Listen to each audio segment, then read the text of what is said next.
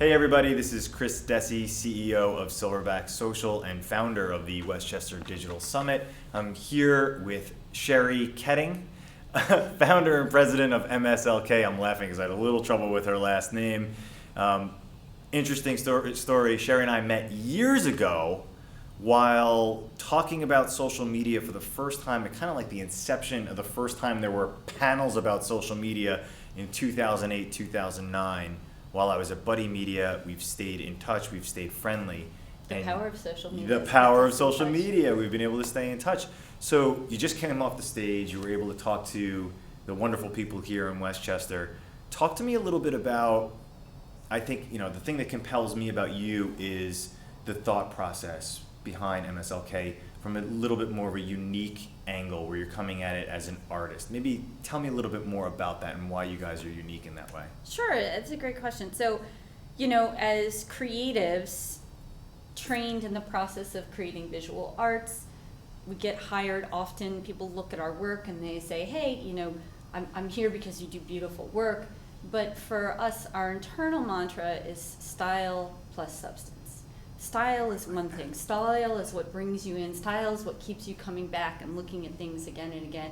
But without connecting it to substance, we as designers don't really feel fulfilled. We actually kind of like things that have a little grit and a little content and a story to be able to tell. And for our clients, then that what we're creating for them has meaning for their business and impact for their business. I love that. So what is the process like? Because that sounds to me, and I'm not a creative guy, right? I'm a sales and marketing guy.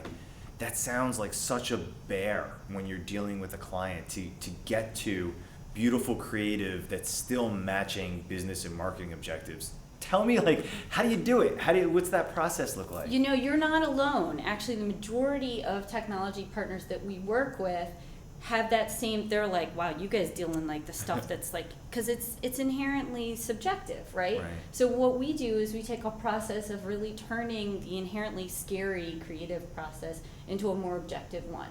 So part of what I spoke about today was really helping clients and brands take a look at how to define themselves first.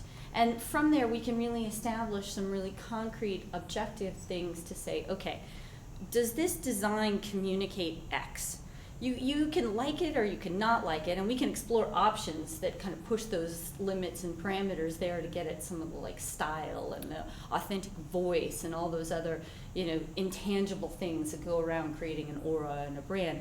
But if it answers the objective goals of what we said we need to communicate about your brand and what's resonating with your customer, then we can turn the inherent subjective creative process into one that we can just evaluate things and say, yes, that comes back to our original strategy.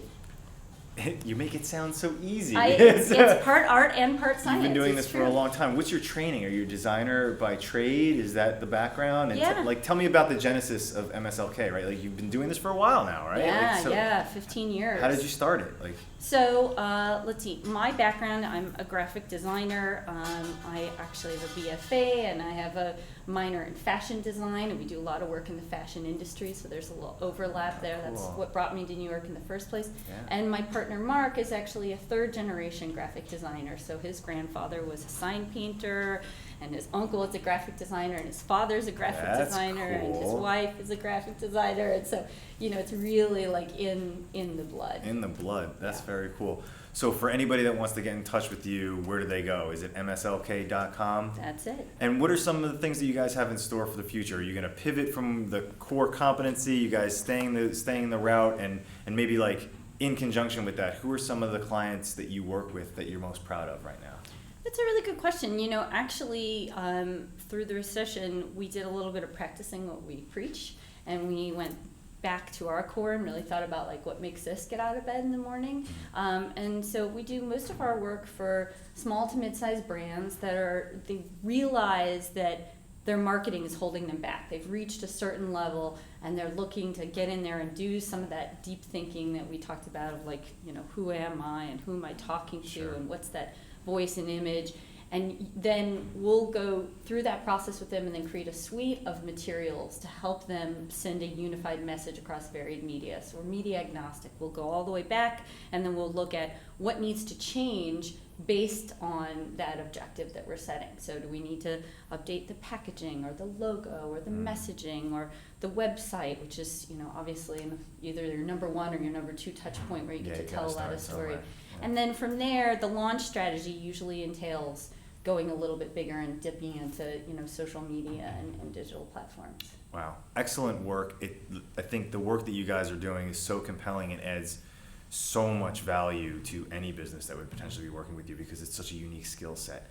So I thank you so much for being here. The reception that you got from the crowd was incredible. You obviously touched on major points that they could all take home and apply, and we hope to see you again at next year's Westchester Digital Summit. Thanks so much. Thanks I know so what much it's for like being to here. be a consumer myself, and I always try and take that to heart. Love it. Thanks. Fantastic. Thanks.